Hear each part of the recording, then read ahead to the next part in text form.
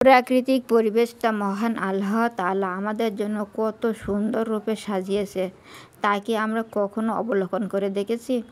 আমাদের আশপাশের পরিবেশটাই যে কত সুন্দর, শুধু একটু চোখ মেলে দেখলেই সে সৌন্দর্য আমাদের চোখের সামনেই ধরা পড়ে। আসসালামু আলাইকুম, হ্যালো ভিউয়ার্স, কেমন আছেন আপনারা? আশা করি আল্লাহ তাআলার অশেষ রহমতে ভালোই আছেন। আলহামদুলিল্লাহ, আমিও ভালো আছি। বরাবরের মতো আপনাদের মাঝে আজও আমি চলে আসলাম নতুন দিনের নতুন আরেকটি ভিডিও নিয়ে। আমার ইউটিউব চ্যানেলের পক্ষ থেকে আপনাদের সকলকে জানাই আন্তরিক অভিনন্দন এবং মোবারকবাদ। চলুন ভিডিওটি শুরু করা যাক। আজ ভিডিওটি শুরু করেছি আমি সকাল থেকে। এই দেখুন কি অপরূপ সৌন্দর্য একটি দৃশ্য আপনাদের সামনে উপস্থাপন করছি।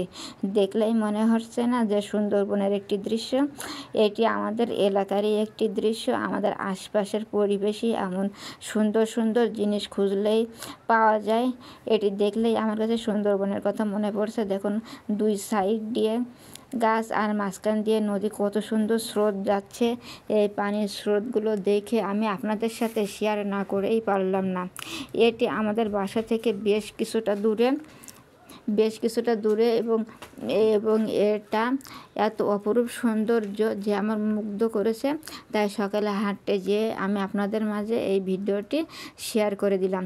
দেখুন ভিউয়ার্স, কত সুন্দরভাবে পানির স্রোতগুলো যাচ্ছে। আর এই যে দুই সাইডে কত সুন্দর বাগান দেখেছেন। এই যে এক সাইড দিয়ে দেখালাম, চলুন ব্রিজের আর এক পাশ দিয়ে আপনাদেরকে দেখাই। এটাও দেখুন, এই সাইডটাও কত সুন্দর, কি অপরূপ দৃশ্য, তাই না?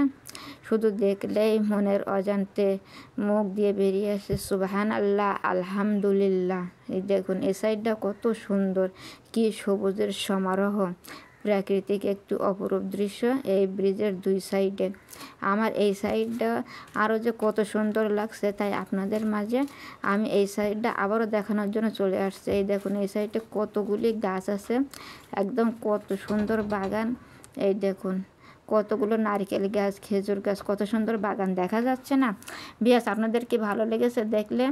যদি ভালো লেগে থাকে প্লিজ লাইক দিয়ে আমার ভিডিওটা কন্টিনিউ করবেন। আর আপনাদের কাছে আমার একটি রিকোয়েস্ট, আপনারা সবসময় ফুল ওয়াচিং করবেন, যাতে আমি আপনাদের জন্য এমন সুন্দর সুন্দর অপরূপ দৃশ্য উপস্থাপন করতে পারি। এই দেখুন পানির স্রোতটা কত দ্রুত যাচ্ছে। এই স্রোতটা দেখে আমি আপনাদের সাথে শেয়ার করে দিলাম। যাই হোক, ওই প্রাকৃতিক দৃশ্যটা দেখানো শেষ। এখন চলে আসলাম বাসায় চলে এসে বাসায় নিয়ে আসছে কিছু হাঁসের ডিম আর কোয়েল পাখির ডিম। এগুলো খুবই সুস্বাদু। এগুলো হচ্ছে দেশি হাঁসের ডিম। আর ডিমগুলো নিয়ে আসলে প্রথমে যেটা করি আমি, সেটা হচ্ছে সুন্দরভাবে খানিকক্ষণ ভিজিয়ে রেখে তারপর আস্তে আস্তে একটা নেট নিয়ে সুন্দরভাবে ধুয়ে ফেলি। আজও এর ব্যতিক্রম নয়। আজও আমি এই যে পানিতে ভিজিয়ে রেখে নেট দিয়ে সুন্দর করে ধুয়ে নিচ্ছি। আমিও জানি যে আপনারাও এইভাবে ডিমগুলো প্রথমে পরিষ্কার করে তারপর সংরক্ষণ করেন। এটা তো সবাই করে। তাই যেহেতু আমি ডেলি ব্লগ দেই, তাই আমি যে কাজগুলো করি সেটাই আপনাদের মাঝে আমি শেয়ার করে দিই। ভিউয়ার্স, এই পর্যন্ত যারা আমার ভিডিওটা দেখে এসেছেন কিন্তু ছোট্ট একটা লাইক দিতে ভুলে গেছেন, প্লিজ আপনারা ছোট্ট একটা লাইক দিয়ে আমার ভিডিওটা কন্টিনিউ করবেন, যাতে আমি আপনাদের এই যে আপনার ছোট্ট একটা লাইক আমার ভিডিওটা অনেকের কাছে পৌঁছাই যাবে। আর এই পৌঁছানো দেখে, আমার ভিডিওর ভিউজ দেখে আমি যেন আপনাদেরকে আরও নতুন নতুন সুন্দর ভিডিও উপস্থাপন করতে পারি নতুনভাবে। সেই জন্য আপনারা প্লিজ আমার ভিডিওটা লাইক দিয়ে ফুল ওয়াচিং করবেন। আর যদি কোনো জায়গায় ভালো লেগে থাকে তাহলে চ্যানেলটি সাবস্ক্রাইব করে বন্ধ করে পাশে থাকতে পারেন। যখন আমি আমার নতুন ভিডিও আপলোড করব তখন সবার প্রথমে আপনারা দেখে নিতে পারবেন। জানি আমি ছোট্ট একটি ইউটিউব চ্যানেল খুলেছি, আমি তেমন ভালো কিছু দেখাতে পারি না, তবুও আমি যেটুকুই করি আশা করছি আপনাদের ভালো লাগবে। আর আপনাদের মূল্যবান মতামত আমার কমেন্ট সেকশন অলওয়েজ টাইম খোলা থাকে। আপনারা আমার এই কমেন্ট বক্সে জানাতে পারেন। তাহলে আপনাদের মতামতকে আমি প্রাধান্য দিয়ে আমি সত্যি সত্যি অনেক সুন্দর সুন্দর ভিডিও আপনাদের মাঝে উপস্থাপন করব ইনশাল্লাহ। কারণ আমার একটি বিশাল একটি ড্রিম, সেটা হলো যে আমি বড় একটা কন্টেন্ট ক্রিয়েটার হব। আর সেটা সফল করতে আপনারাই আমাকে হেল্প করতে পারেন। তাই আপনাদের হেল্প সবসময় আমার কাছে চাওয়া। যাই হোক, এই দেখুন আপনাদের সাথে অনেকগুলি কথা বলে ফেললাম। আপনাদের সাথে অনেক কথা বলতে বলতে আমার ডিমগুলো কিন্তু পরিষ্কার করা শেষ। এখন এটা ফাইনাল ধোয়া হবে, কারণ অনেকক্ষণ ভিজিয়ে রাখছি। তারপরে আবার একদম লাস্ট ফিনিশিং সুন্দরভাবে সব কয়টা এক এক করে আবারও ধুয়ে নেব। যেহেতু ডিমগুলো তো অনেক সাবধানের সাথে ধুতে হয়, সেজন্য এগুলো ধুতে আমার অনেক সময় লেগে গেছে। আর এমনিতেও আমি ডিমগুলো মানে হাতে পাওয়ার পরে খুব সাবধানের সাথে নাড়াচাড়া করি, যাতে একটু অসাবধানতা হলে ডিমগুলো ভেঙে যেতে পারে। যাই হোক, আমার এখন ডিমগুলো ধোয়া শেষ। এখন আমি চলে যাব, এই যে দুপুরে বাজার থেকে নিয়ে আসছে একটি বড় একটা সিলভার কাপ মাছ, আর নিয়ে আসছে কিছু বেগুন। এইগুলো হচ্ছে কাটা বেগুন। এই যে দেখুন, আমি আপনাদেরকে দেখাচ্ছি আর একটা সিলভার কাপ মাছ। এই কাটা বেগুনগুলো আমাদের এখানে বিক্রি হয়। ওই যে কালকের আমি দেখালাম না যে আমাদের বউবাজার, এইখানে বিভিন্নভাবে বিভিন্ন ধরনের সবজি বিক্রি হয়। এই বেগুনগুলো কিন্তু অনেক ভালো থাকে, তাই যেহেতু যদি পোকা না থাকে তাই কেটে এইভাবে সুন্দর করে নেওয়া হয়। একটু দামে সস্তা, তাই যেহেতু একটু ক্রাইসিস আছে তাই এইটাই এখন নিয়ে আসা হয়েছে। আর এই যে একটা মাছ, মাছের পেটে দেখলে মনে হচ্ছে ডিম, দেখা যাক কেটে ডিম পাওয়া যায় কিনা।